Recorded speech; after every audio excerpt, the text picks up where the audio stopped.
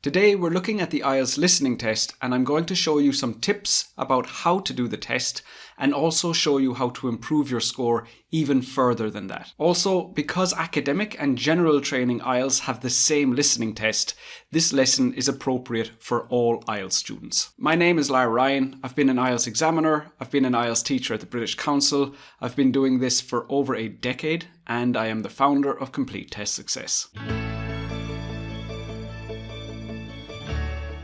Before we get started, make sure to subscribe to my channel and like my page so that you get more useful lessons on the IELTS test just like this one. So the IELTS listening test takes somewhere around 30 minutes and there are 4 sections, and each section gets more difficult as you progress through the test. In each section there are 10 questions and the answer will appear in the recording in the same order as the questions. So that means the first answer you will hear is the answer to question 1. And also you will only hear the recording for each section one time. So you only have one chance to get the question right. So firstly, let me give you my tips for when you're doing the test. Before the recording starts for each section, there is an introduction. And the introduction gives you some very useful information. So first of all, it will explain the context of the recording you're about to listen to. Also in sections 1, 2 and 3, there are breaks in the middle of the recording. And in the introduction, they will explain to you where that break is going to be. So they will say something like, you now have time to check questions 1 to 6. And if that's the case, you don't need to look at the other questions in that section yet. Then for sections 1 and 3, there will be more than one speaker. And what's useful in the introduction is it will tell you the gender of one of the speakers. So that means you will know which person is the woman and which person is the man. Then between the introduction and before the recording starts, you have about 30 seconds to analyse the questions. Now, with only 30 seconds, you're not going to have enough time to read absolutely everything. So you need to be more selective about what you look at. First of all, we're going to check the instructions. Now, pretty much every question type has 2 types of instructions. In this labeling a map question, you can see here that we have to write the correct letter A to C next to questions 8 to 10. And this is quite typical, where they give you a range of options and you have to choose the correct one. The other typical instruction is where you have to write one word and/or a number for each answer. This particular instruction will change, so it might be 2 words and/or a number, it might just be 2 words, so make sure to read that carefully. But for these question types, you have to write down the words you hear in the listening. After you've checked the instructions, you might need to look at the organisation for some question types. So this is a table completion question, and really we'll need to read the top row to give us an idea of how the information is organised, and also the column on the left. After that, we can look at where the actual questions are placed in the table, and that will indicate to us where and when we can expect to hear the answer. With whatever time we have left, we're going to read the actual questions for this section. Now, one question type that is quite daunting for candidates is this multiple choice type of question, where there are many words in each of the options. For this question type, we should focus on just reading the questions first, and we can look at the options later on after the recording has begun. Now, for those multiple choice questions, you only needed to select one option. So that means by reading the question, you will know what you need to listen for. However, there are some question types where you need to choose more than one option. And in that case, you should be looking at all the options before the recording starts. Here's an example of such question. It says, what 2 things are true about the IELTS listening test? Now, if we only read that, we wouldn't know what we're listening for. So we do need to read the options when the question is like this. Now, it's unlikely that you will finish reading all of the questions for every section. That's normal, so you just need to get used to that. But when the recording starts, you need to give your attention to that and stop looking forward through the questions. If you're learning anything so far, make sure to give me some feedback by clicking like on the video. Now, after the recording has started, there is one thing we need to be very careful of, and that is if we miss one of the answers as we're listening. It's actually very likely that this will happen. So to be sure that we're ready for that, we're not just going to focus on the top question, we're also going to focus on the next question. And what that means is, as we're listening to the answer to question 5, we might end up hearing the answer to question 6.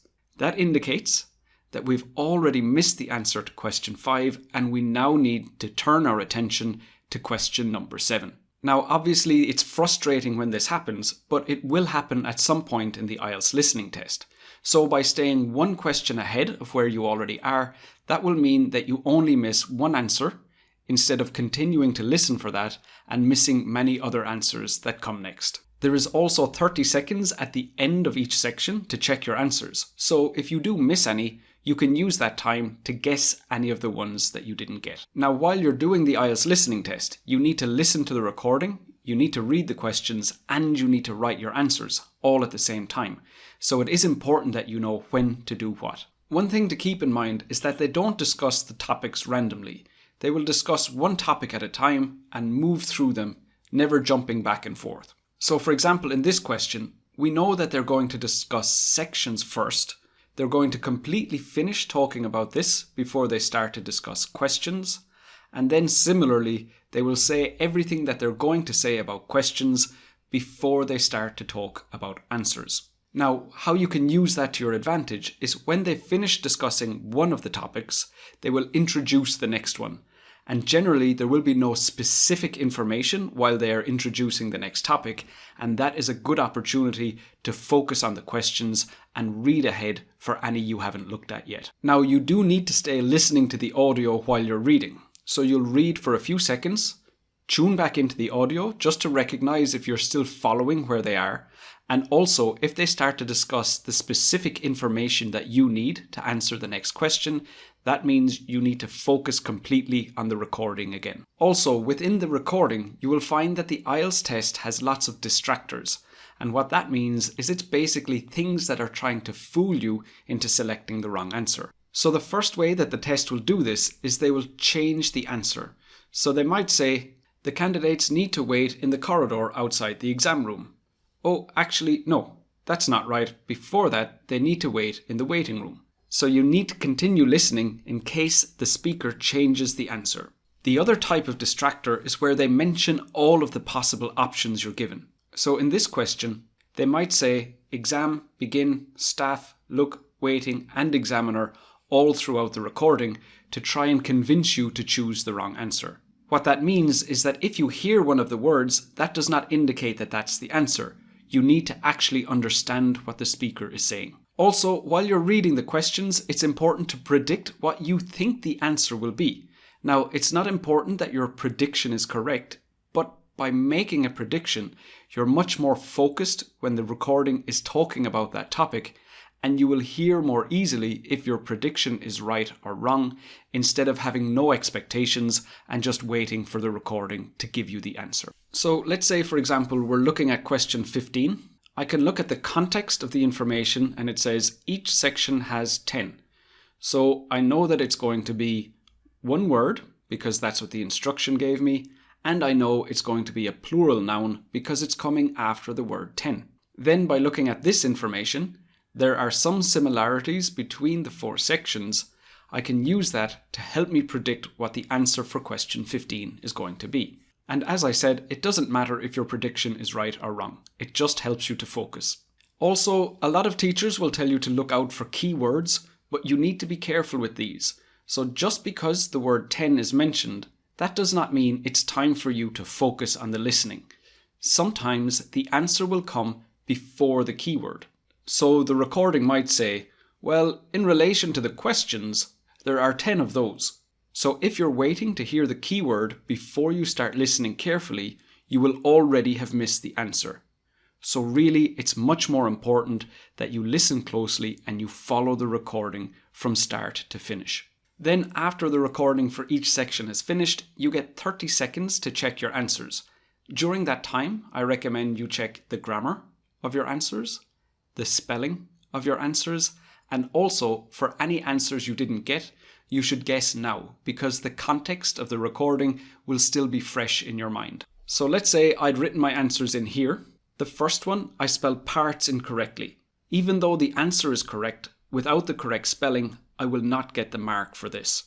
So going back, correcting the spelling will make sure that I don't miss out on one of the valuable marks I get to contribute towards my band score. This next one is also wrong because the grammar isn't right. It should be questions, as in plural, with the S on the end. So if I corrected this, Again, I would save myself from losing yet another mark. Then for question 16, I didn't hear the answer, so I will just make a good guess, and hopefully that will help me further improve my score. Now, I'm about to show you how to improve your listening score even further, but for writing and for speaking, it's important that you get feedback on your mistakes. So make sure to sign up for my live feedback lessons. They're absolutely free, and the link to join is in the video description. So first of all, to improve your scores, you have to use reliable practice tests. These are the ones published by Cambridge. They have been already used in the real IELTS test, and you know that they are 100% reliable. To give yourself the best possible opportunity to get the score you need, you should purchase at least 2 of these. Once you've completed a practice listening test, the next thing you want to do is to check what band score you would have received. To do that, you simply count up the number of correct answers you have and convert that using this table. If you can consistently get the band score that you need, that means you're ready to do the IELTS listening test. However, if your band score is lower than the one you need to analyze every incorrect answer you got in the practice test. So the first type of mistake I refer to as exam technique mistakes. So this might have been you didn't follow the instructions where it said write down 1 word and you wrote down 2 words or something like that. Secondly, you may have forgotten to check the grammar and the spelling of your answers. Or perhaps you didn't guess the answers that you missed and just left blank spaces on your answer sheet. Or when you're just beginning, you might still be getting used to the different question types, and instead of listening to the audio, you're giving too much of your attention to understanding what you need to do in the actual questions themselves. So for any of these exam technique type mistakes, what you need to do is learn from your mistakes, do another practice test, and make sure you don't repeat the same mistakes again. As long as you continue to learn from your mistakes, your scores will continue to improve. The other type of mistake is related to your actual language ability. And if this is what's stopping you from getting the scores you need, doing more and more practice tests is going to waste your time, and it's going to waste the limited number of practice tests that are available to you. Instead, you need to identify the specific problem you're having and fix that before you do any more practice tests. Now, the recording in the IELTS listening tests typically have British accents or Australian accents. Not always, but most often. And where I see candidates going wrong is they're fine when it's a British speaker, but they're unfamiliar with the Australian accent. If that's the experience you're having, you need to become more familiar by watching more Australian TV shows, more Australian movies, and listening to Australian podcasts. Another common mistake is that the candidate can hear all the answers, but cannot spell any of them. And if that's what's stopping you from getting your IELTS score, you need to focus on improving your spelling. One way to improve your spelling is to put your writing into a spell checker, write down all the incorrect spellings you had, and then spend time learning each of those. Another common problem for IELTS candidates is that they cannot focus for a full 30 minutes of listening to English. This typically happens to candidates who don't regularly listen to English outside the context of the IELTS test. And if that's why you cannot focus for the duration of the test, you need to start listening to English regularly. So as you're analysing your incorrect answers, one thing that you will have with you is the transcript of the recording. So as you're reading through the transcript, if you notice that, okay, I know that word, but I didn't understand the speaker, well, that was probably the accent that you didn't understand. But if what happens is you're looking at the transcript and you realize, well, I didn't find the answer because I don't know any of this language, that means you need to improve your vocab and you need to improve your grammar.